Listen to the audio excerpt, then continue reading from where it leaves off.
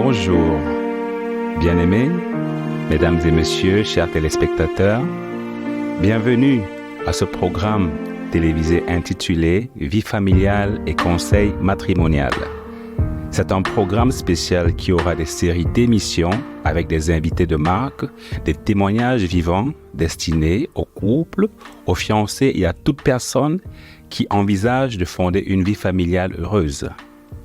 Pour cette première émission, nous recevons un invité de marque, un illustre invité qui est le professeur Daniel Chou. Il est professeur d'université, expert en leadership et conseil matrimonial. Il est enseignant et conférencier international. Il est pasteur et bien sûr président de l'Institut universitaire Lead Higher Institute. Il sera entretenu tout au long de cette émission par le frère Raoul et moi-même, le frère Guy Bolivar. Professeur Daniel Chou, c'est un honneur pour nous de vous recevoir sur ce plateau pour cette émission. Merci d'avoir disposé de votre temps pour ce moment de partage et d'édification. Ok, professeur Daniel Chou, nous savons que vous êtes diplômé en leadership, mais parfois vous intervenez sous la casquette de conseiller matrimonial. C'est quoi le lien entre les deux? Merci beaucoup, Monsieur Guy et Monsieur Raoul pour cette interview. Ça me donne l'honneur de pouvoir parler un peu d'abord de moi-même. Je suis médecin de formation et puis je suis un expert en leadership, ou bien étudiant en leadership. Et vous comprenez donc, chef de famille de mon état, marié depuis 38 ans, avec 4 enfants biologiques et plus de 50 enfants que nous avons élevés dans notre foyer. En réalité, le chef de famille est un leader. Et en plus, ma femme et moi, après notre mariage, nous avons traversé des difficultés. Et on a donc compris que vraiment, comme toutes les universités, le mariage est une université et il faut apprendre à comment bien vivre. Donc, à travers nos expériences, nous avons donc décidé de former des gens dans le conseil matrimonial. Et donc, à partir de notre expérience, ma femme et moi, nous avons sorti un adage. Et voilà l'adage. Celui qui apprend des erreurs des autres est sage. Mais celui qui apprend de ses propres erreurs est intelligent. Mais celui qui n'apprend ni des erreurs des autres, ni de ses erreurs, est un insensé. Donc, vous voyez, on n'a pas eu de modèle de famille ou de conseil prénuptial à travers lequel on pouvait apprendre. Donc, ma femme et moi, nous avons appris de nos erreurs. Donc, nous sommes un couple intelligent. Mais nous voulons rendre tous les autres couples sages. Ça veut dire que nous voulons qu'ils apprennent de nos erreurs pour ne plus commettre les mêmes erreurs. Donc, voilà pourquoi nous nous sommes engagés dans ce programme. Juste pour vous faire comprendre, nous avons évolué 5 ans après notre mariage et aujourd'hui, nous sommes à pratiquement 33 ans de conseil conjugal. On a d'abord commencé par les séminaires des couples et après, le Seigneur nous a instruits pour voir que il faut préparer les jeunes pour le mariage, pour ne pas avoir des problèmes dans le mariage. Donc, nous avons continué avec des séminaires des célibataires.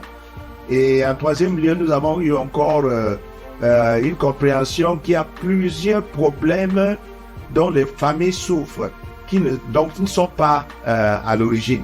Et c'est des problèmes qui viennent d'ailleurs, des influences de tierces et surtout des influences spirituelles. Et ceci nous a conduit à commencer une troisième type de séminaire qu'on appelle les séminaires des fondations familiales. Et donc, ça fait une vingtaine d'années que le Seigneur nous a fait comprendre que vous vieillissez déjà, il faudra donc passer le bâton à vos successeurs. Donc, c'est à ce moment-là que nous allons commencer la formation des conseillers matrimoniaux. Et cette année-ci, le Seigneur nous a conduit à faire le 5e niveau de notre ministère. Il faut former les formateurs, ceux qui seront capables de former les conseillers matrimoniaux. Donc, nous sommes à notre 5e niveau de ce ministère, à la formation des formateurs. Et donc, ces deux aspects priment la formation des conseillers matrimoniaux et la formation des formateurs. Voilà comment nous avons évolué et voilà la relation entre le leadership et le conseil conjugal. Nous sommes engagés. Merci beaucoup, professeur Chou. Vous avez parlé en passant d'un certain programme mis sur pied, sur lequel je vais justement rebondir. Parlez-nous brièvement de ce programme. Quand l'avez-vous commencé et comment il évolue? Combien de nations sont représentées? Parce que, comme nous le savons, vous êtes aussi un international. Est-ce que vous pouvez nous dire? Merci beaucoup, M. Raoul. Merci beaucoup. Effectivement, ce programme, comme je vous ai dit, nous avons commencé les séminaires auprès des couples pratiquement dans la 5e année de notre mariage. Mais la formation des conseillers matrimoniaux, nous avons commencé cela il y a une vingtaine d'années. Et nous avons d'abord commencé au Cameroun. Je vais vous dire comment le programme fonctionne. Nous avons commencé le programme au niveau des églises. Donc former des conseils matrimoniaux au niveau des églises. Mais rapidement, le programme a grandi et nous avons vu que on a besoin en Afrique de conseillers matrimoniaux professionnels. Donc nous avons donc décidé de former les conseillers matrimoniaux à 2 niveaux. Premièrement, au niveau professionnel, avec le ministère de la formation professionnelle. Donc nous faisons une formation d'1 an ou de 2 ans et ils ont un diplôme et ils peuvent s'établir en clientèle privée. Et deuxièmement, nous avons cette formation au niveau universitaire où nous offrons le programme jusqu'au niveau de la licence et puis on peut aller jusqu'au niveau du master. Et c'est nous qui avons établi le programme selon les besoins locaux, culturels, avec des expériences purement locaux. Donc voilà, le programme donc est à l'université et le programme est aussi pour former des professionnels et le programme est aussi au niveau des églises. Aujourd'hui, après une vingtaine d'années, par la grâce de Dieu, nous sommes bien établis au Cameroun où nous faisons cette formation à ces 3 niveaux dont je vous parle. Au niveau des églises, je viens de rentrer de Douala là où j'ai eu une formation au niveau d'une église. Nous faisons aussi au niveau de Lead Professional Training Center et aussi au niveau de Lead Higher Institute. Donc, nous sommes bien établis au Cameroun. Le programme par la grâce du Seigneur, l'époque, nous sommes ouverts à Burkina Faso où nous avons déjà fait la formation jusqu'à avoir une quinzaine de personnes qui ont eu la licence, une autre quinzaine qui ont eu les diplômes et aussi les certificats. Donc, nous travaillons avec une université à Burkina Faso. Nous avons aussi le programme qui est déjà établi en Guinée-Conakry. Nous avons partenaire là-bas, nous avons fait des voyages là-bas et nous avons établi le programme là-bas. Et aussi au Tchad, où nous avons déjà fait des séminaires au niveau des églises et aussi au Congo démocratique. Donc voilà, nous sommes déjà dans 5 nations, mais cette année, je crois que le Seigneur nous donnait une croissance exponentielle parce que nous sommes invités en Côte d'Ivoire, nous serons là dans bientôt, nous sommes invités au Bénin, nous sommes invités au Niger et nous sommes invités en Centrafrique. Donc, par la grâce du Seigneur, le programme est en train de grandir et nous désirons couvrir toute l'Afrique entière avec des conseils matrimoniaux professionnels. Parce que où est-ce que nous allons? Nous voulons établir des associations de conseillers matrimoniaux dans toute cette nation, comme on a déjà fait au Cameroun et bientôt en Burkina Faso, afin que les gouvernements acceptent que tous ceux qui doivent se marier soient conseillés et que nous ayons des conseillers matrimoniaux agréés, professionnels, qui peuvent établir leur clientèle privée. Donc voilà où nous allons. Et par la grâce du Seigneur, je crois que nous allons plus. Waouh, c'est très époustouflant. Félicitations. Déjà, nous allons poursuivre. Dans l'un des sous-titres de votre programme, vous traitez la question de conflit. Ensuite, vous traitez aussi de crise. La question que j'aimerais vous poser, c'est C'est quoi la différence entre crise et conflit? Merci beaucoup, M. Raoul. Les deux s'enchaînent. Et les conflits, premièrement, je dirais, les conflits, c'est les symptômes. Les crises, c'est la maladie. Mais je veux dire que dans chaque foyer, il y a des conflits. Les conflits, c'est des mésententes, c'est des problèmes quotidiens. Donc, juste pour vous faire comprendre ceux qui nous écoutent, les conflits sont comme la garniture entre les deux morceaux du pain d'un hamburger. Voilà, vous savez, la garniture est faite soit de la viande, ou bien de saucisson, ou bien du poulet, avec la tomate et la mayonnaise, avec ce qui rend le hamburger appétissant. Donc, voilà ce que les conflits sont dans un mariage. Parce que chaque mariage traverse les conflits. Et Dieu a permis que nous ayons des conflits parce que nous sommes différents l'un de l'autre et parce que nous devons continuer un processus d'apprentissage dans le foyer. Et quand nous arrivons à résoudre nos conflits, nous devenons plus consolidés, plus solides.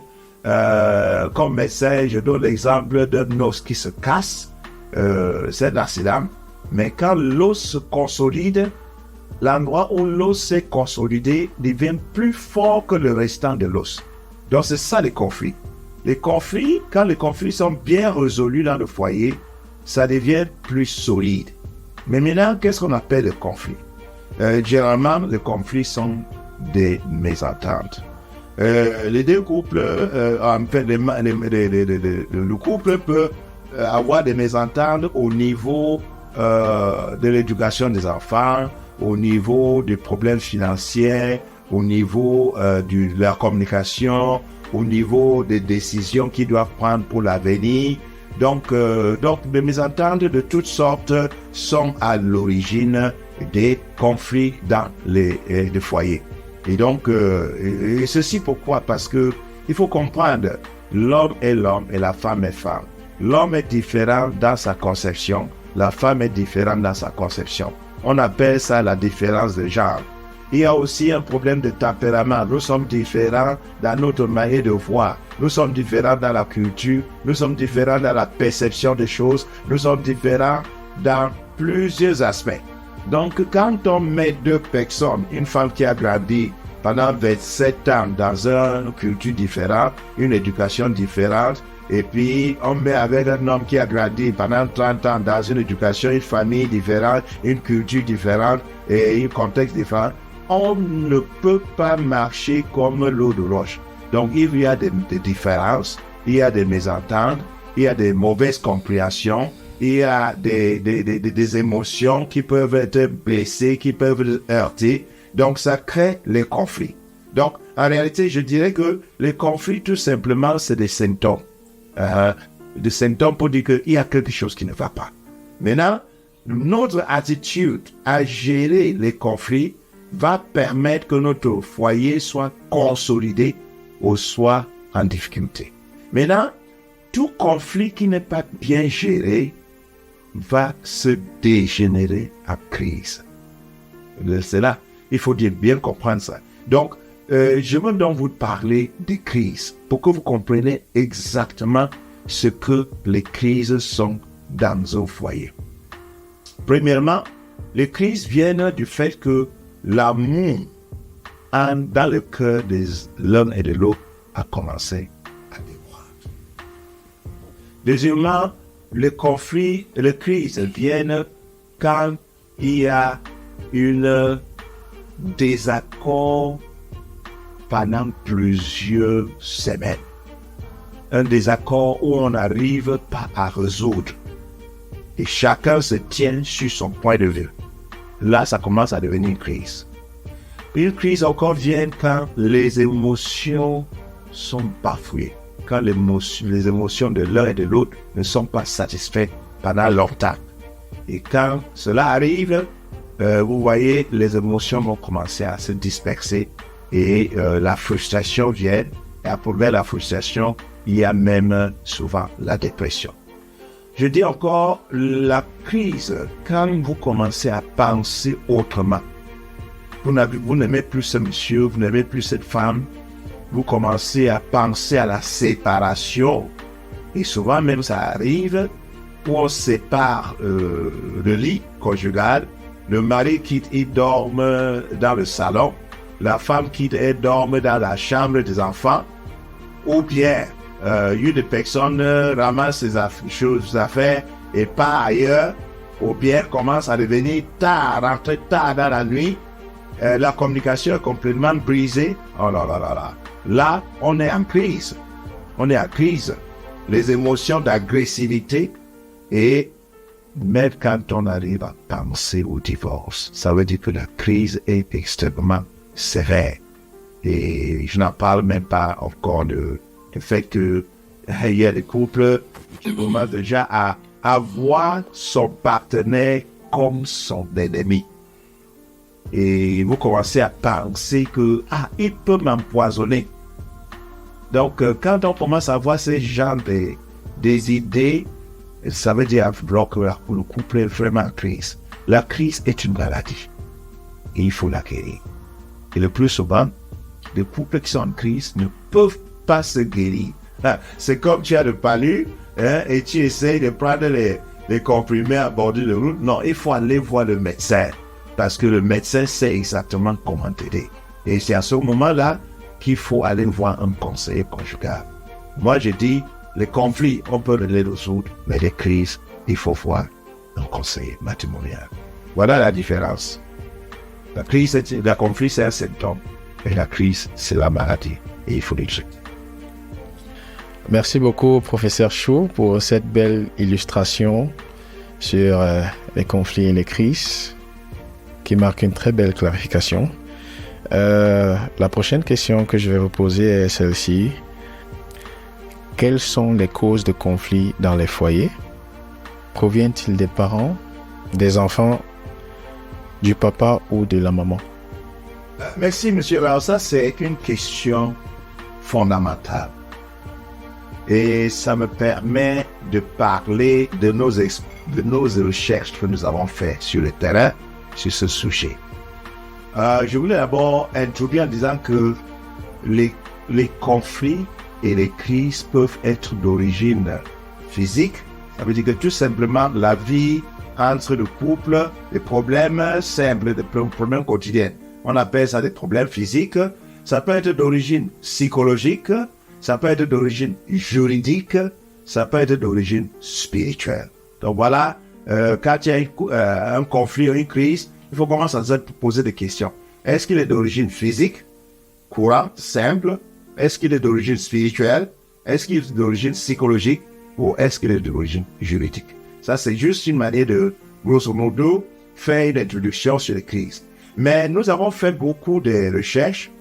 La première chose, on a constaté que il y a 3 grandes sources de conflits dans un foyer. Et vous allez comprendre.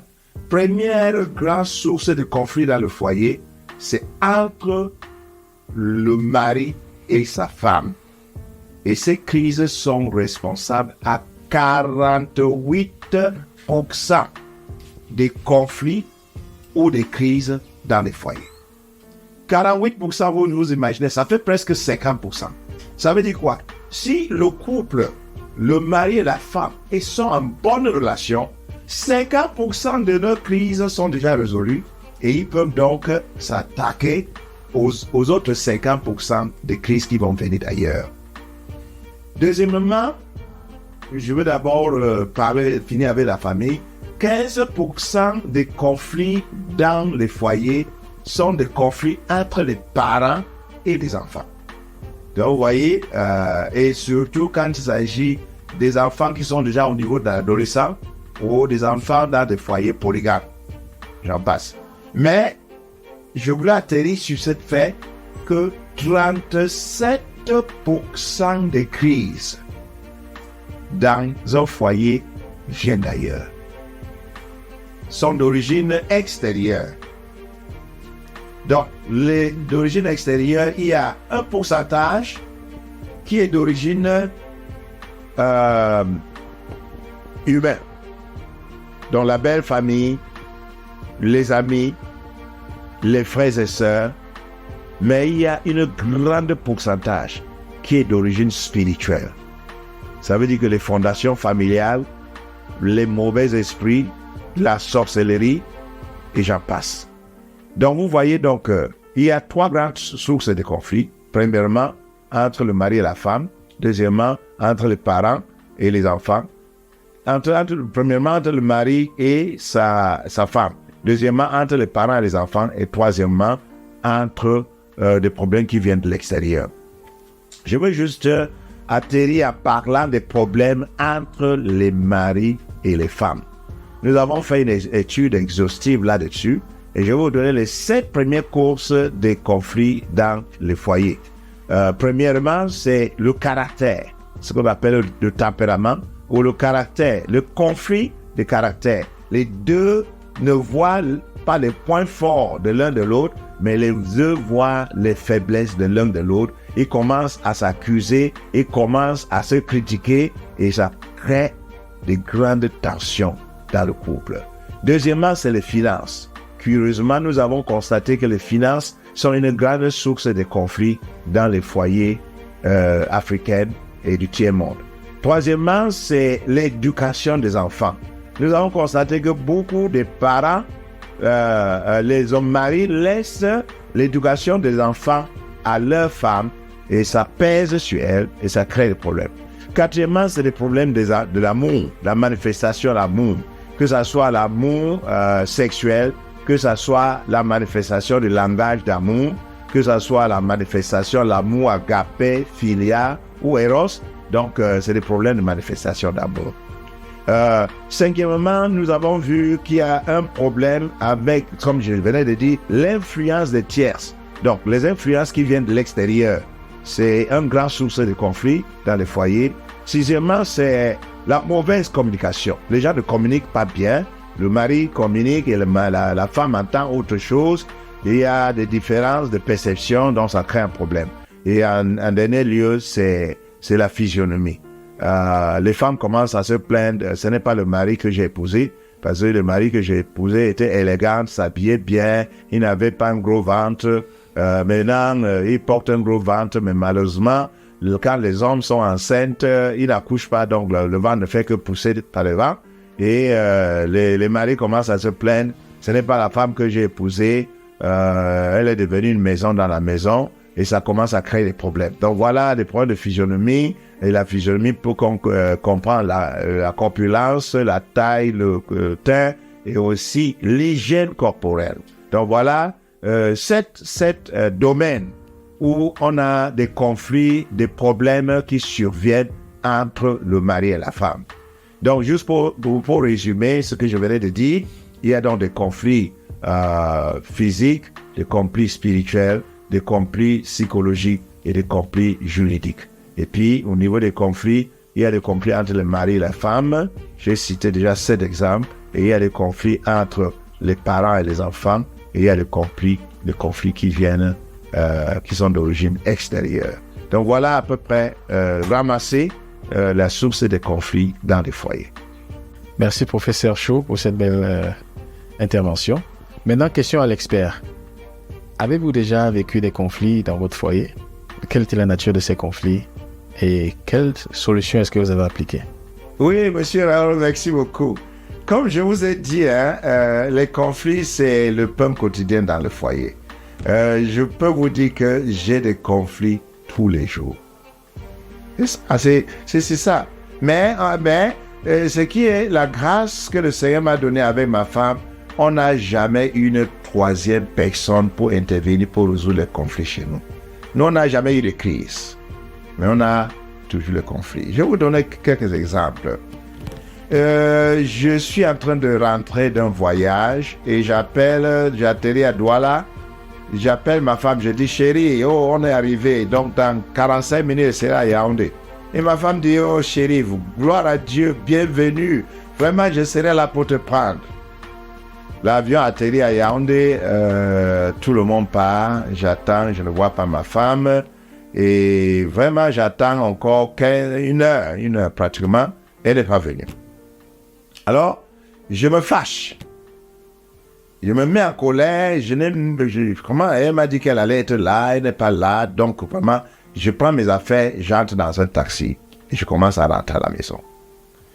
Et ma femme aussi, dès que je fais un virage en sortant de l'aéroport, je vois ma femme en train de venir avec la voiture. Mais je suis tellement fâché que je ne l'appelle pas, je ne dis rien, je continue à la maison. Donc j'arrive à la maison, je me lave, je mange et puis j'attends. Elle arrive à l'aéroport, elle sillonne, elle monte, descend, elle demande si l'avion... On a l'avion, elle est arrivée depuis longtemps, c'est reparti. C'est à ce moment-là qu'elle prend son téléphone et m'appelle. Je dis, mais pourquoi tu es où? Je suis déjà à la maison. Vous voyez, mon attitude d'un homme africain, toujours en colère, il veut être au contrôle. Donc, ma femme rentre de l'aéroport tout petit, et puis elle me dit, bienvenue chérie, bon, tout ça. Quand ma colère s'est calmée, elle m'a dit, chérie, tu aimerais savoir pourquoi je suis venu en retard. Je dis, oui, d'accord, vas-y. Et elle me raconte son histoire. Ma femme était au champ quand je l'ai appelée. Et elle était très excitée. Elle a laissé le champ et elle était en train de venir pour me prendre. Elle a donc pris un raccourci où il n'y a pas beaucoup de voitures qui passent. Et arrivée quelque part au milieu, elle a eu crevaison. Une femme avec une crevaison, elle sort, elle veut changer la roue, et voit que la roue de secours a aussi crevé. Voilà la situation dans laquelle elle s'est trouvée. Donc, une route qui n'est pas fréquentée, elle est seule.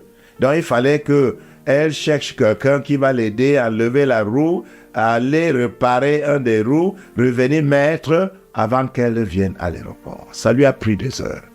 Voilà pourquoi elle était en retard. Bon, apparemment, le téléphone ne passait pas dans l'endroit, donc elle ne pouvait même pas m'appeler. Quand elle m'a dit tout ça, vous imaginez, c'est moi qui étais fautif. C'est moi qui a manqué la patience. Donc je lui ai demandé pardon. Et à partir de notre conflit, on a donc décidé que désormais, chérie, j'arrive à l'aéroport, que le Seigneur m'accorde une bonne dose de patience. Je ne veux plus m'agiter, je serai patient et je veux t'attendre. Donc, à partir de ce conflit, on a pris une solution qui adhère jusqu'aujourd'hui. Ça fait une quinzaine ou une dizaine d'années où cela est arrivé. Je suis arrivé encore à l'aéroport à plusieurs reprises. J'ai attendu même 2 heures, mais je me suis assis, j'ai ouvert mon ordinateur, j'ai commencé à travailler et j'ai attendu patiemment qu'elle arrive me prendre ou que celui qui devait venir me prendre arrive. Un autre matin, je me lève, j'étais en retard pour le travail. Donc, je lui dis non, je pars au travail. Il dit non, mon cher, vraiment, attends, je prépare le petit déjeuner. Donc, pendant que je me lavais, elle a préparé le petit déjeuner. Et je m'assis pour manger pendant qu'elle va s'habiller, se laver, s'habiller. À peine s'asseoir sur la table pour manger sa part de petit déjeuner, j'avais déjà terminé. Je sors, j'entre dans la voiture, je démarre et je commence à klaxonner. Tu es où? Tu ne viens pas? Je pars. Je suis en retard. Je l'ai tellement traumatisée, mais elle a gardé son silence. Elle n'a même pas terminé son repas. Elle est venue s'asseoir. On est partis ensemble. Le soir, on revient. Parce qu'on avait pris la décision que tout le soirée, on allait voir comment la journée s'est passée. La dernière heure, on allait passer ensemble, on allait causer, on allait prier. Donc le soir, après avoir mangé très excité, elle dit, chérie, comment a été sa journée? Elle m'a regardé et dit, tu veux vraiment savoir? Je dis, mais ouais, voilà, je te pose la question parce que je veux savoir. Elle m'a raconté la scène du matin. Mes amis, je peux vous dire, ça m'a choqué que je me suis comporté de la sorte à ma femme. Je n'étais même pas au courant. Je croyais que mon comportement était normal. Mais elle a été sérieusement blessée. Tout ce que j'ai fait, je lui ai demandé pardon. Et j'ai demandé que je ne le ferai plus. Et que chaque soir, quand on s'assoit pour revoir la journée, s'il y a des problèmes, si on s'est mal comporté, on demande pardon. Donc voilà comment notre mariage a évolué. Donc je termine cet aspect avec les témoignages en disant que nous avons tiré deux choses. Premièrement, l'attitude de l'un et de l'autre vis-à-vis son conjoint. Nous avons décidé d'améliorer notre attitude, notre perception de ce que notre conjoint dit ou de ce que notre conjoint fait. Et la deuxième chose, nous avons appris à tolérer. La tolérance est devenue quelque chose dans notre foyer. Je tolère ma femme me tolère. Et puis, mon attitude est en train de changer vis-à-vis d'elle. Je ne vois pas seulement le négatif en elle, je vois le positif, je l'encourage. Et le mariage s'améliore de jour en jour. Voilà 2 exemples de notre expérience avec les conflits dans le foyer. Wow, histoire très émouvante. Merci beaucoup, professeur Chou. Chers téléspectateurs, nous vous rappelons que nous accueillons ici le professeur Daniel Chou, diplômé en leadership et expert en conseil matrimonial, qui traite sur la question vie familiale et conseil conjugal. Nous vous revenons dans un instant après cette interlude pour la deuxième partie. Restez scotchés. Merci.